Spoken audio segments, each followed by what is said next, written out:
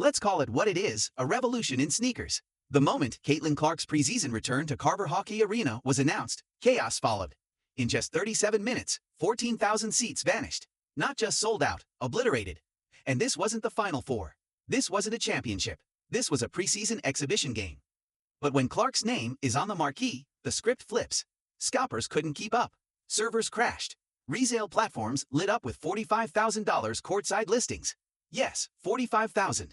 Nosebleeds were going for $500 for what's essentially a glorified scrimmage. The numbers weren't hype. They were historic. Meanwhile, 800 miles south in Baton Rouge, another homecoming took place. Angel Reese, the LSU legend, NCAA champ, and Chicago Sky rookie, returned to her old stomping grounds to face the exact same Brazilian national team. But the vibe couldn't have been more different. Tickets sat at $29. Entire sections were empty. The resale market flatlined, with listings struggling to touch triple digits. One arena was a madhouse. The other was a ghost town. Same opponent, same preseason date. Two former college stars, but only one captured the nation's imagination. This isn't about raw talent. Both Clark and Reese are elite, but talent doesn't sell $45,000 seats. Magnetism does. Marketability does. Movement makers do. And right now, that movement is spelled CAITLIN. The digital frenzy. Supply meets insatiable demand. It started at 9 a.m. Ticket portals opened. Within minutes, they were slammed. Even season ticket holders were left empty-handed, blindsided by the demand. Calls flooded the Iowa Athletics office. Desperate fans were offering donations, favors, anything just to secure a seat. This wasn't just a game. It was a cultural moment. Clark isn't just playing basketball. She's redefining what it means to be a women's sports icon. Her games are no longer events. They're economic earthquakes. Lower bowl. $1,000, gone. Midcourt, $5,000, snatched. Courtside, you better refinance your house. And it's just the preseason. Angel Reese entered LSU's arena like a champ. She left to the sound of crickets. Her game against Brazil. Widely marketed, sure. Buzzed about on socials, yes. But the seats, still cold, still empty. The same arena that once erupted for her during LSU's national title run now couldn't even fill the lower bowl.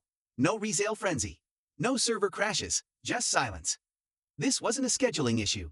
It wasn't about market size. And it definitely wasn't about basketball IQ. It was about demand. And the market has spoken. The cold, hard numbers don't lie. Clark's game. Sold out in 37 minutes. Tickets reselling for up to $45,000. $408, according to Vivid Seats.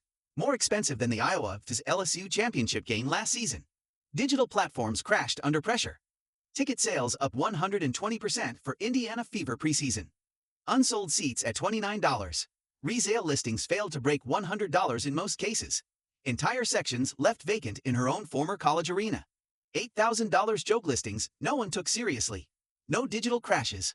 No chaos. No demand. The contrast? Undeniable. This isn't just about two rookies. It's about a league searching for its North Star. The WNBA has waited decades for a player who can truly tip the scales, a game changer, a face of the league, a cultural catalyst. Caitlin Clark is that star.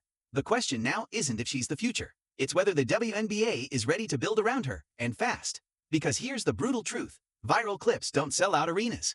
Tweetable soundbites don't move merchandise. Swagger doesn't shake up an economy. But Clark does. She's breaking jersey sales records before playing a pro minute. She's forcing TV networks to reshuffle their schedules. She's pulling college football-sized crowds to women's basketball.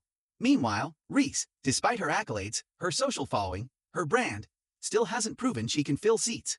And that matters. What this means for the WNBA. The stakes? Existential. Clark is the league's greatest shot at achieving mainstream success. Higher salaries, larger audiences, profitable franchises. But if the hype stays confined to just one team, the WNBA becomes a one-woman show. That's not sustainable. So, what's the move? Feature her in national promos, prime-time matchups, and crossover media appearances. Not just based on social media beefs, but on actual competitive tension and star power. Push teams to improve engagement, ticket sales, and community presence. Not just ride Clark's coattails. The final buzzer. Clark isn't just selling out arenas. She's selling belief. She's showing the world that women's basketball isn't a niche, it's a main event. And if the league has the courage to embrace that shift, it can finally cash in on the generational moment it's been waiting for. Smash that like. Share the fire. Stay locked in. Because women's basketball, it just changed forever.